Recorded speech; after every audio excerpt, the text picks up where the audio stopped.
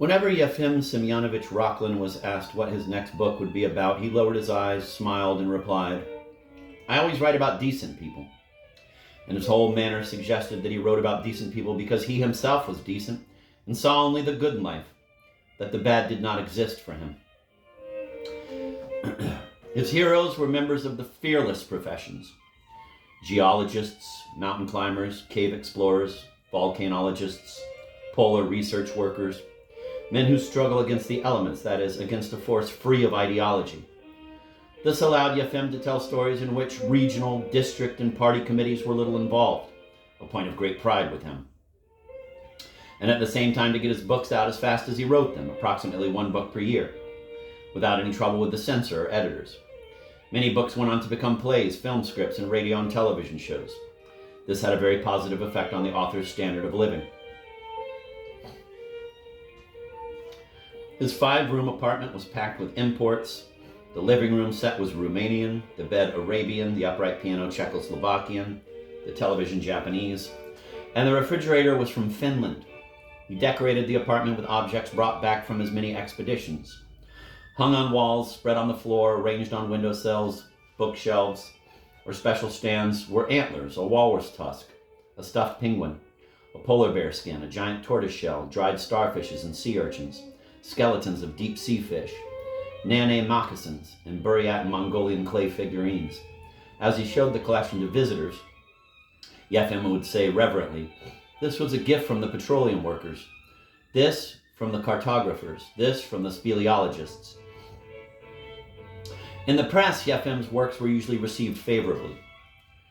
True, it wasn't the literary critics who reviewed them as a rule, but those same spelunks, as his friend Kostya Baranov called all fearless people, regardless of their profession. The reviews, I suspect Yefim wrote them himself, were all similar and had titles like "A Needed Book," "Useful Reading," or "A Fact Everyone Should Know." They said that the author knew the life of his heroes well and that he described the romance of their dangerous and difficult work authentically. Yefim assured me that his characters, upright, handsome, one better than the next, were true to life. I was skeptical.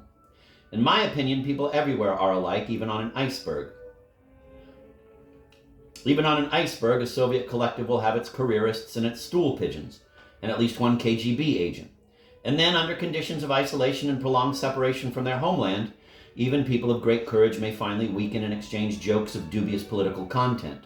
And if their iceberg drifts to some western shore, they might not all return. When I expressed this thought to Yefim, he told me hotly that I was wrong. Under extreme conditions, decent people rose to the challenge. What challenge, I asked? The challenge of returning or the challenge of not returning?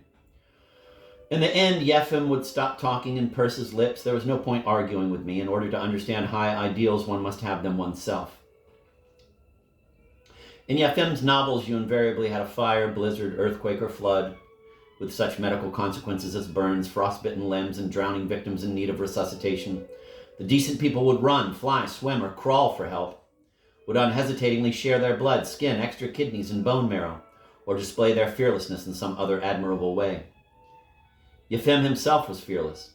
He could tumble off a Pamir cliff, nearly drown in a Polnya, or get burned fighting a fire at an oil well.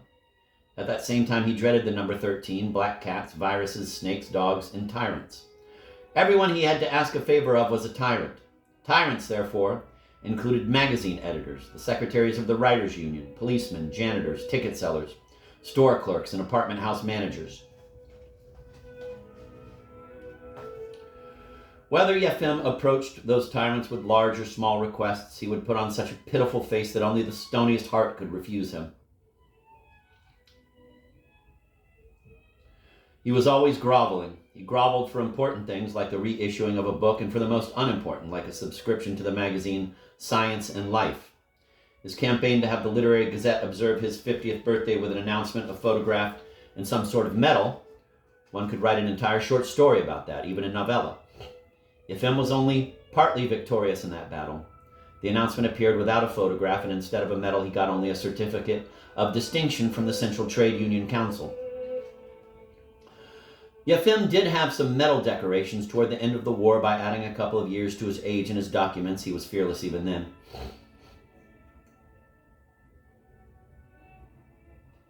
He got into the army, although he never made it to the front. His troop train was bombed and he was wounded. For his failure to participate in the war, he was given the Victory over Germany medal. 20 years and then 30 years later, he received anniversary medals for the same thing. In 1970, he got a medal in honor of Lenin's centennial. And in 1971, the opening up the oil and gas deposits of Western Siberia medal. This medal was pinned on Yefim by the Minister of Oil and Gas in exchange for a copy of his novel, Oiler, which had been dedicated, however, to the oil workers of Baku and not of Western Siberia. The above-mentioned medals added shine to Yefim's resume and permitted him to remark modestly in biographical blurbs, "Have been decorated by the government." Sometimes instead of government, he wrote, "the army." It sounded better. Yefim usually visited me on Thursdays when he went to the store across from my house to be issued as a war veteran Polish chicken, fish sticks, a package of buckwheat, a jar of instant coffee, and a box of those stuck-together candied lemon wedges. He carried all this in a large attaché case that held other groceries, bought along the way, in addition to a couple of copies of his most recent published novel, gifts in case he met any useful people. The same attaché case also contained a new manuscript, which he always showed his friends, among whose number I was included. I'll never forget that thick yellow folder with brown strings and the inscription, quote, "File, number," end of quote. Setting the attaché case on a chair, Yefim would carefully extract the folder and hand it to me as if embarrassed, yet with the air of according a rare honor. Not everyone was so honored, and many, truth to tell, were all too glad not to be. "You know how important your opinion is to me," he would say, averting his eyes. Sometimes I tried to get out of it. "Why do you want my opinion? You know I quit criticism. They won't let a person do it seriously, and if you can't do it seriously, it's not worth doing. I work at the Institute. I get a salary. I'm not about to start reviewing books. Not yours, not anyone's." Then, blushing, he would assure me that he wasn't asking for an actual review, just my highly authoritative verbal opinion. And of course, I always gave in.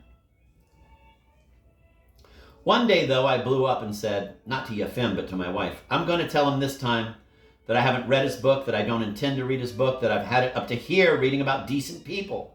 Give me villains, give me losers, scum, Chichikov, Akakievich, Raskolnikov, a man who kills old ladies, a deserter who sells stolen dogs."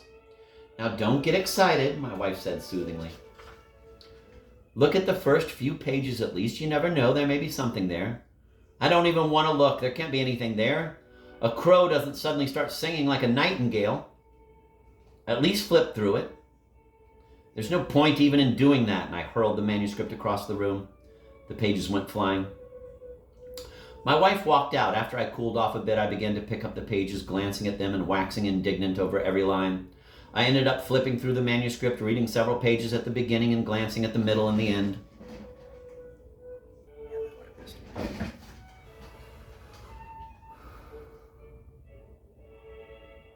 The novel was called Ore. One of the members of a geological expedition breaks his leg. At first, he fearlessly tries to conceal this fact. The nearest doctor is 150 kilometers away, and unfortunately, the expedition's all-terrain vehicle is broken down. So the decent people decide to carry their comrade through rain and snow, through marsh and mud in the face of incredible difficulties. The patient, though fearless, is not too bright. He asks his friend to leave him at the site, since they have discovered a vein of ore that the state badly needs. And if the state badly needs it, it is more precious to him than his own life. For decent people, something is always more precious than their own lives. The hero is naturally rebuked by his decent comrades. They will not think of abandoning him in his misfortune. The supplies are gone, no food, no tobacco, and the temperature falls below zero, but they carry their comrade all the way. They do not abandon him. They do not shoot him. They do not eat him.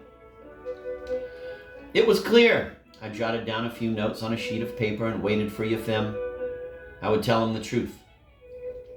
He came on Thursday, as always, burdened with his stuffed attaché case. From it, I was given a jar of poor man's Bulgarian caviar. We talked about this and that, the latest Voice of America broadcast, our families, his son Tishka in graduate school, his daughter Natasha living in Israel. We discussed a certain very bold article in the Literary Gazette and weighed the chances of the conservatives and laborites in the upcoming elections in England. For some reason, the conservatives and laborites in England always excited Yefim. He would repeat to me what Neil Kinnock had said to Margaret Thatcher and what Margaret Thatcher had replied to Neil Kinnock. There was no avoiding it any longer. I told him finally that I had read the manuscript. Oh, very good. With anxious haste, he drew from his attaché case a medium-sized notepad with Yuri Dolgoruki on the cover, and from his pocket a Parker pen, gift of the oceanologists. Then he looked at me expectantly. I coughed.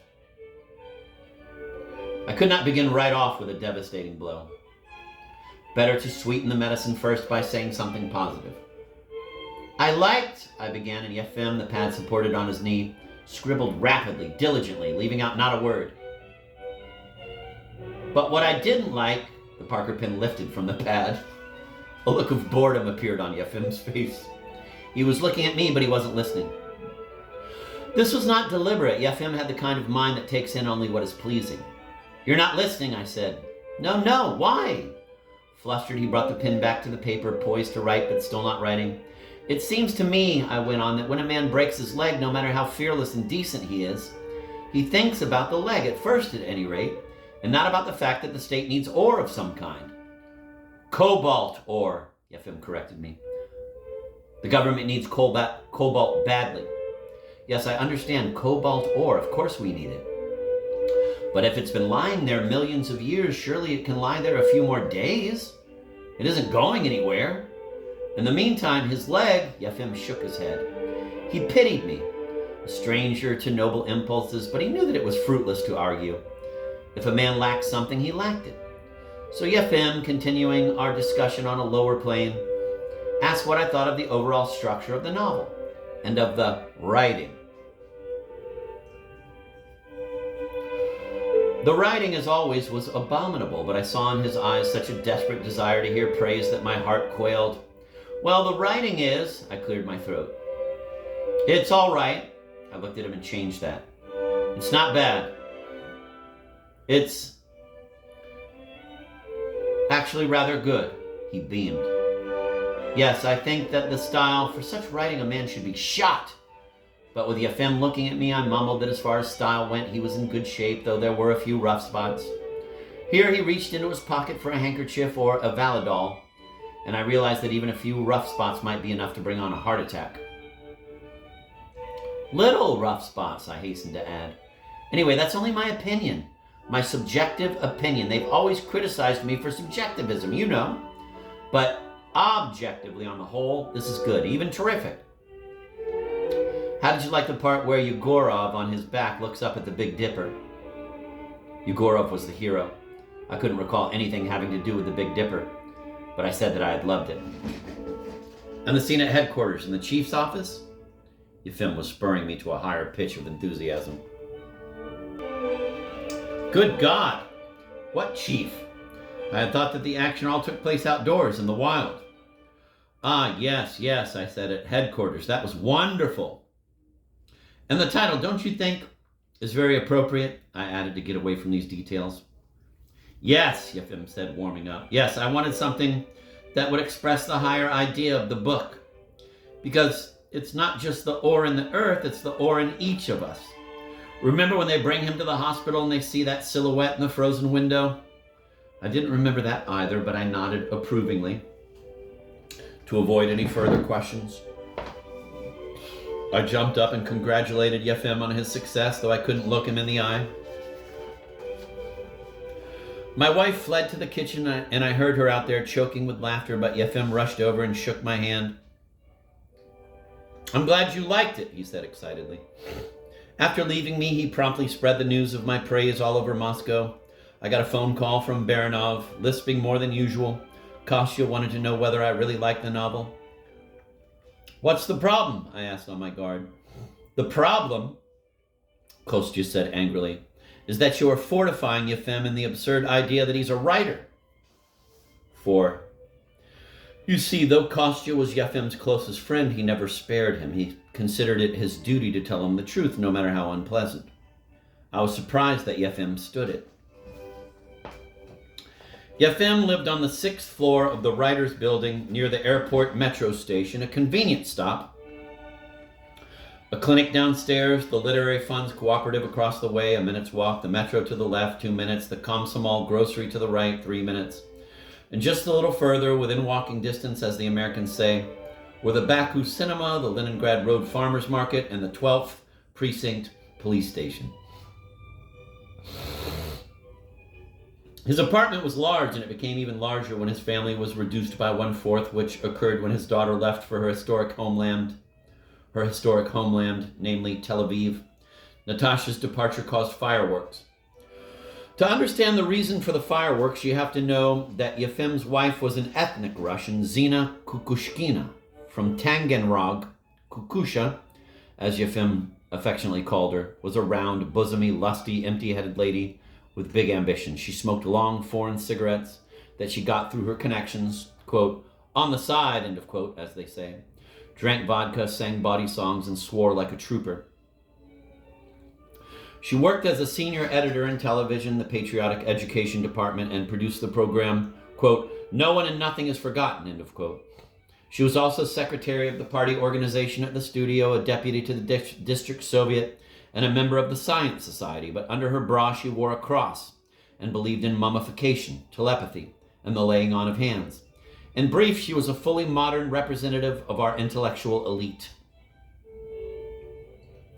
Kukusha had kept her maiden name to avoid blighting her career, and for the same reason had made both her children Kukushkins and registered them as Russians.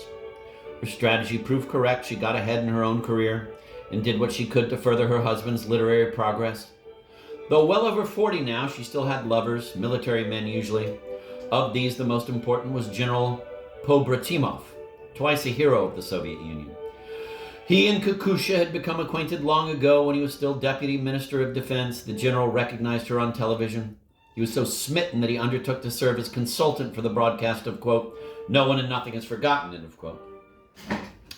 I am told that sometimes when Yefim set out with fearless people on distant missions, or as Kostya put it, in search of dumb-ass adventures, Pobratimov would send a long black car with his aide, a short, pot-bellied colonel named Ivan Fedosievich, to fetch Kukusha. And this would happen during the day, during working hours. Ivan Fedosievich would enter the editorial office in a uniform bedecked with ribbons, greet all Kukusha's colleagues in a highly unmilitary manner, show all his gold teeth in a broad smile, and announce with a leer, quote, Zenaida Ivanova, you are expected at General Headquarters with the materials, end of quote. Kukusha would throw some papers into a folder and leave. What people said behind her back did not greatly concern her. When the general himself visited Kukusha, traffic policemen would first appear in front of her building, then some men who looked like plumbers would arrive in 2 Volgas and station themselves around the premises. On these occasions, no matter what the weather, a couple, a pair of lovers would sit on the bench at the entrance. While they drank wine from a bottle or embraced, the man would open the woman's blouse, so Kostya described the procedure to me, and murmur into her bosom, which probably cradled a hidden microphone. Next, a taxi would appear and unload a citizen, sporting dark glasses and a gray hat pulled low. The taxi driver, observant neighbors noted, was none other than Ivan Fedosievich in disguise. As for his passenger, well, need we even ask?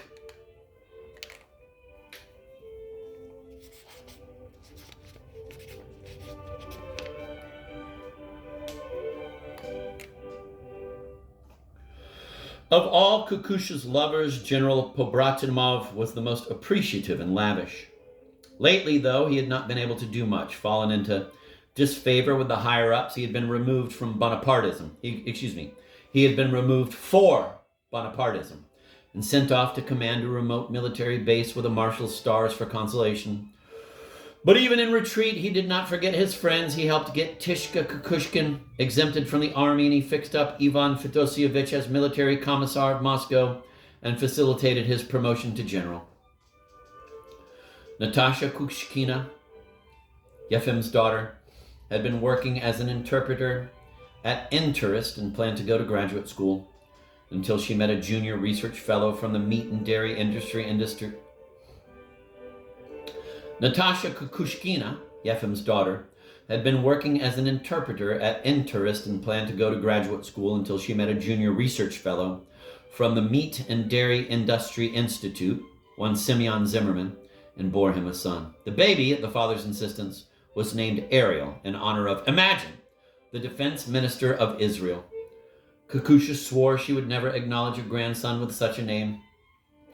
She accepted the grandson eventually, but called him Artem. The perfidious Zimmerman, meanwhile, was preparing an even more terrible blow for Kakusha. Natasha came home one day and announced that she and Senya, Zimmerman, had decided to move to their historic homeland, and she needed a certificate saying that her parents had no financial claims on her. Kakusha, horrified at this news, begged Natasha to come to her senses, to leave the cursed Zimmerman, to think of her baby. Kakusha reminded her daughter of all that she had done for her as a mother, of the gruel and cod liver oil that had been fed her in childhood, of the Soviet regime that had given her an education, of the Komsomol that had nurtured her. She spoke of the terrors of capitalism, the Arabs, and the desert wind. She wept, took valerian drops, got down on her knees, threatened her daughter with terrible curses.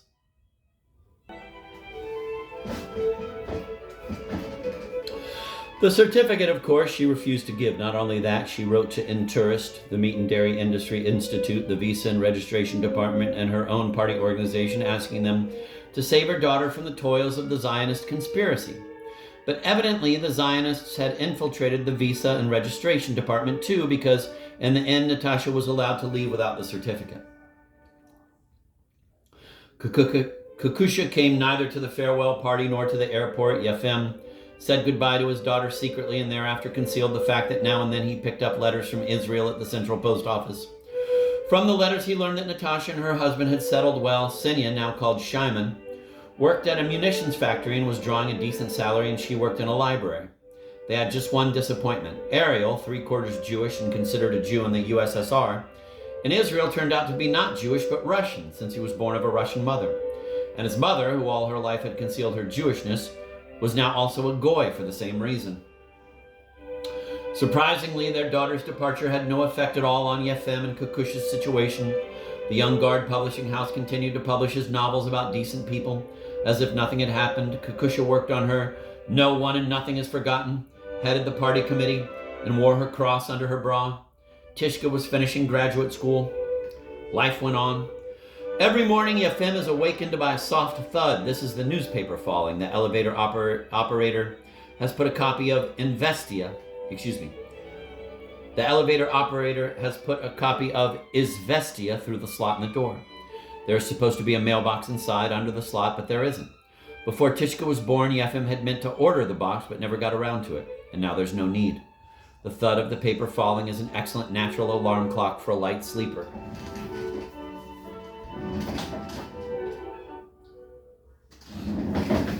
I'm going to reread that because I didn't understand why he would spend so much time mentioning this mailbox. Every morning, Yefim is awakened by a soft thud. This is the newspaper falling. The elevator operator has put a copy of Izvestia through the slot in the door. There is supposed to be a mailbox inside under the slot, but there isn't. Before Tishka was born, Yefim had meant to order the box, but never got around to it. And now there's no need.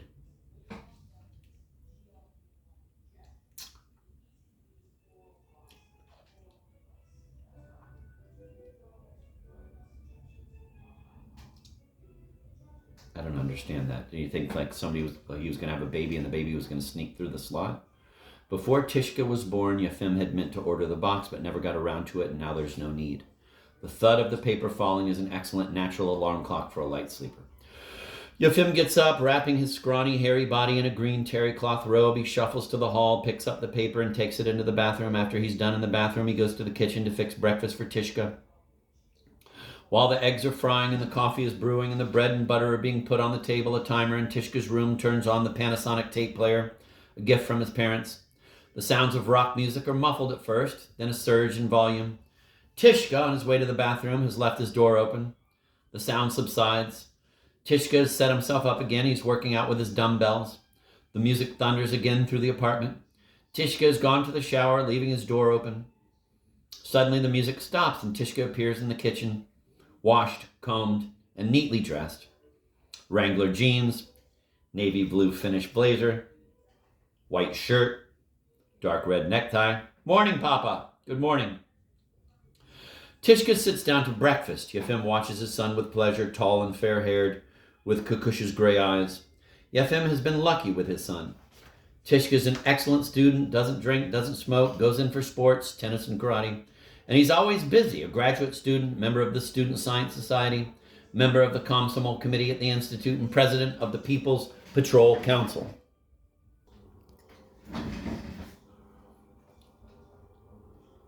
He eats his eggs, sips his coffee, scans the newspaper without interest, a reception at the Kremlin, a sowing campaign underway in Turkmenistan, the honor and conscience of a party leader, tension in the Persian Gulf. Sports, sports, sports. Will you be late tonight? His father asks. Yes, we have a variety show, and then I'm on duty in the patrol. So we shouldn't expect you for supper. No. That's the entire conversation. Tishka leaves, and Yefim again brews coffee and fries eggs, this time for himself and Kukusha. When Kukusha leaves, he washes the dishes and goes to his desk to write his 4 pages, his daily average.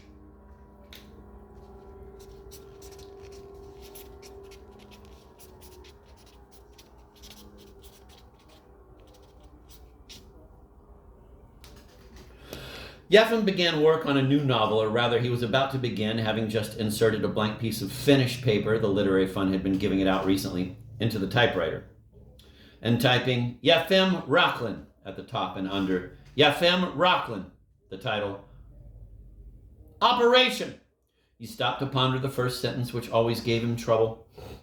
The plot he had all thought out. The story, medical again, unfolds somewhere in the middle of the Pacific Ocean on the research vessel Galactica. One of the crew members gets an attack of appendicitis. The patient needs an immediate appendectomy, but there is no one to do it except the ship's doctor, and he is the ship's doctor. Of course, when they learn what has happened, the decent people in Vladivostok and Moscow exchange radiograms and alert other ship's captains, who naturally all change course then and there and rush to the rescue. But, as in all Rocklin novels, they are opposed by the forces of nature, gale, fog, freezing rain. In short, the sick doctor makes the only possible decision, makes the navigator his assistant, hands him a mirror, and performs the surgery himself. Meanwhile, the decent people aren't just twiddling their thumbs after much risk and travail. The Glory, the flagship of a whaling fleet, hauls alongside the Galactica. The flagship's doctor climbs up the rope ladder with his bag, but the operation is over. Well, colleague, says the doctor, examining the sutures, the operation has been performed in accordance with all the rules of our venerable art. It remains only for me to congratulate you. Shh, whispers the patient, putting a finger to his bloodless lips as he turns on the transistor radio on the night table beside him. Today, it happens, is his birthday, and Radio Ocean, at his wife's request, is broadcasting the doctor's favorite love song. Quote, we met, and in my lonely heart, end of quote. After typing the title of the novel, Operation, Yefim stopped to ponder. He pictured the word displayed vertically. The fact that his more recent novels all had titles consisting of only one word was no accident. Yefim had noticed that the popularization of literary works was greatly facilitated if the titles could be used in crossword puzzles. The puzzles were a form of free advertisement that had been scorned by those authors who gave their works such long and many-worded titles as War and Peace or Crime and Punishment. But some authors had been more far-sighted, using titles like Poltava, Oblomov, or Childhood. Yefim was proud of himself that he had hit upon such a simple way to publicize his works. When, in crosswords printed in the evening news, Moscow Pravda, or even The Light, he found that longed-for puzzle clue, novel by Y. Rocklin, he would quickly count the number of letters and gleefully write in Avalanche or Euler. The 9-letter Operation would do nicely. In addition, you could make a rebus on it, and just then an excellent one occurred to him. Breathless with excitement, he wrote down the rebus on a piece of scrap paper and phoned Kukusha at work. What is it? She asked. Listen, I have this great rebus. First, a woman holding a spear and singing, then a package of soldier's food, and the definition, a future novel by Rocklin in 9 letters. Baldy, we're taping in 5 minutes. The first part, he said hastily, is opera. Baldy, Kukusha shouted, fuck your goddamn opera. If you don't have anything to do, go out and get the milk. She often expressed herself this way. Yefim admired it, but couldn't do it himself. He hung up and looked at the clock. 9:15. Kostya Baranov might be awake by now if he hadn't had too much to drink last night. Yefim dialed Kostya's number. No one answered. He was about to hang up when he heard a click on the other end. "Hello," said a pained voice. "I didn't wake you, did I?" asked Yefim. "Of course you woke me. Sorry, I just wanted to try a rebus on you." "A rebus. A good one. The first half of the word is a woman with a spear singing in 5 letters. The second half is a package of soldier's food, 6 letters. Put together, it's a 9-letter word for surgery. Listen, old man, I may have had a drop too much at the literary club last night, but you weren't drinking, and your arithmetic's weak. 5 and 6 don't make 9. Smiling into the receiver, Yefim explained that rebus had overlapping. The first part is opera, see? The second part is ration. The last syllable of the first word is the first syllable of the last word. It's the title of my new novel." "You're writing another novel?" Kostya asked. "I am," Yefim admitted smugly. "Wonderful," Kostya said with a yawn. "No work stoppages for you. You write faster than I read. And by the way," Yefim asked, "did you read Avalanche?" "Avalanche? What's Avalanche?" "My novel, the one I gave you last week." "Oh, that," Kostya said. "Why do you ask?" "I'd like to know your opinion of it." "My opinion is always extremely negative." "Did you read it?" "Of course not." "Then how can you judge it?" "Old man, if someone gives me a piece of rotten meat, 1 bite is enough. I don't have to eat the whole thing."